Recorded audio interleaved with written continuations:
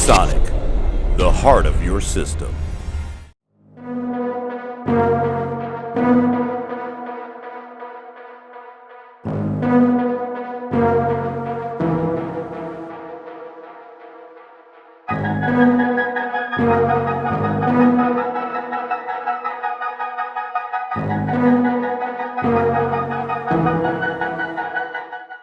We are back with my new render machine. In the last video I told you, or in the last video we were first deleting the CPU, preparing everything, all of that is done. I also told you that I have to fix the Dominus Extreme because there was a misplacement of an SMD resistor, which I just did. You just saw that. So let's quickly test if the Dominus Extreme is working.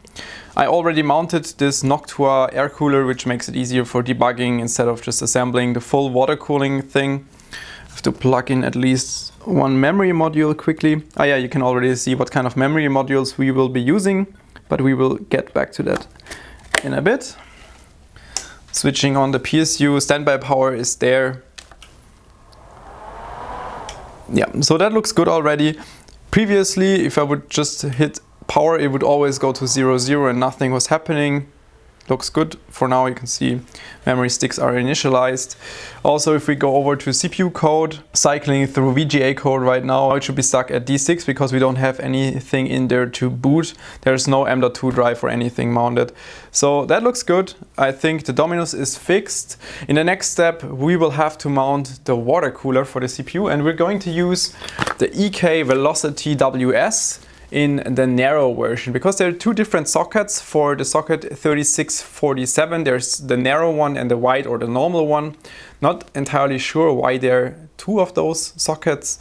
I think it's very similar to X299 where you have the narrow one to save some space. For example, on a mini ITX board from ASRock they used the narrow socket, and there's the normal one, but the Dominus Extreme is using the narrow version.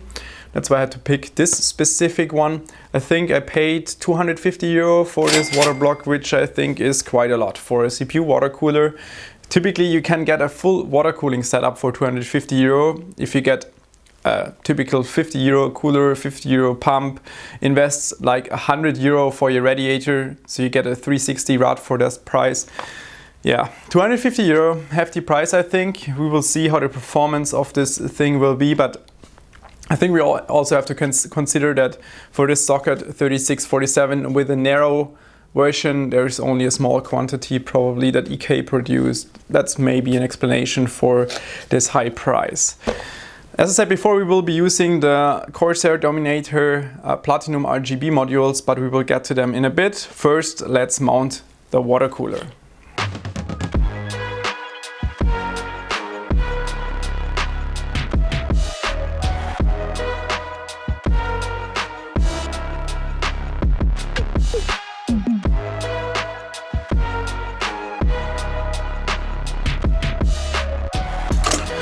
Socket 3647 is a bit more different from what we are used to with desktop sockets like 2066.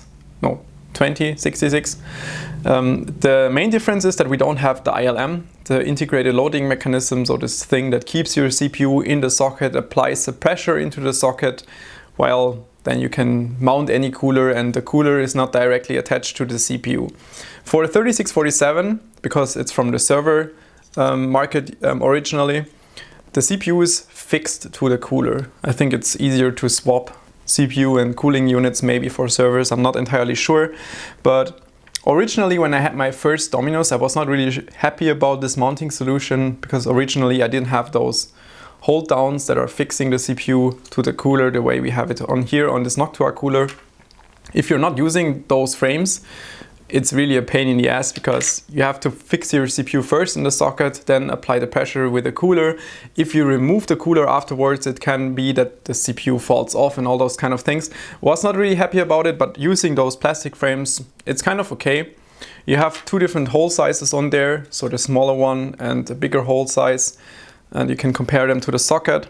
So there's a smaller thing right here that goes into the smaller hole in the cooler, and then the bigger one. So it's not possible to misplace the CPU. Also RMA wise, 3647, you can replace the socket, unlike for TR4, for Threadripper, it's pretty much impossible to replace the socket. So if you damage your board, if you bend pins and the socket is permanently damaged, for TR4 it's almost impossible to replace the socket due to its size. But for 3647, you see it's two different parts. So you have the bottom part right here and you have the top part right here. They're split up. If any part is broken, the top or the bottom part can be replaced in RMA, which is a good thing for 3647. That's one downside, for example, for TR4 socket. So for SP3, for a Threadripper Epic, it's a bit more problematic to do that. But let's continue mounting the EK cooler. Yeah, usually I would use more thermal paste, but for quick testing that was enough.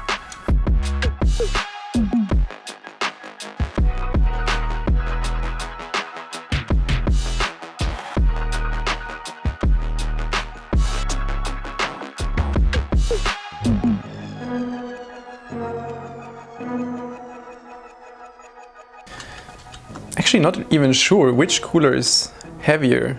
This thing is really, really heavy. It feels like a massive piece of copper. Could be almost the same weight. And quality, yeah, used from EK, extremely good quality. You can see the small fin structure inside. Yeah, also this additional piece of aluminium right here. Seems like there is RGB included, but I'm not entirely sure which part of the cooler is illuminated, but we will see.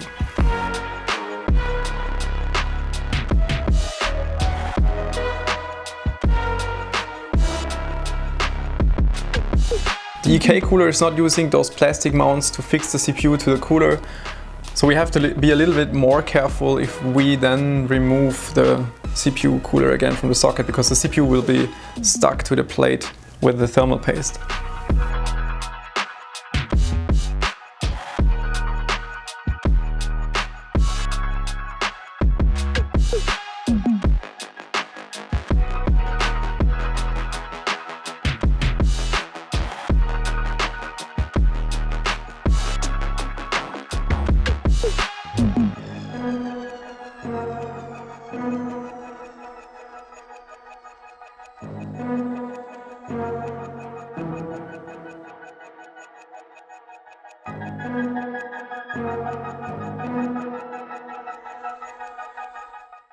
Time to get to the memory sticks. I'm using 3 kits in total, using Dominator Platinum RGB modules, so the latest memory modules from Corsair right here. Pretty beautiful memory sticks from my opinion, and they fit the Dominus Extreme very, very well. On the Dominator Platinum we have those small dots right here, those squares, and they're illuminated I think in total with 12 LEDs, so you can do all kind of effects like a raindrop, or you can just have them in all in the same color. I think it looks quite cool, especially if you populate all dim slots, and we have 12 sticks in total, so that's quite a lot because we have HEXA channel on the 3647 platform. As I said before, I'm using 3 memory kits, 32 GB each, so total 96 GB of memory. Should be sufficient. I recently upgraded the memory in my old PC to 64 GB, and even that we can completely use with Adobe Premiere. That's why I decided to go for 96 GB. This time should be enough, I think, and it's a 3466 MHz speed. Should also be quite fast, using them in HEXA channel, and latency is 16, 18, 18. So that's an indicator that it's a Samsung B-die, and rated at 1.35 volt, I think we should be able to squeeze a little bit more out of them. Maybe 1.45 or maybe 1.5 volt. Then maybe 3600 is possible, because yeah, 3600 megahertz, you pay quite a lot more than for those sticks, and they should be about 330 per kit. That's in total still €1,000 just for the memory kits, and I think that's quite a lot. Thankfully I didn't have to pay for those sticks, so thank you very much Corsair for providing those sticks into my build.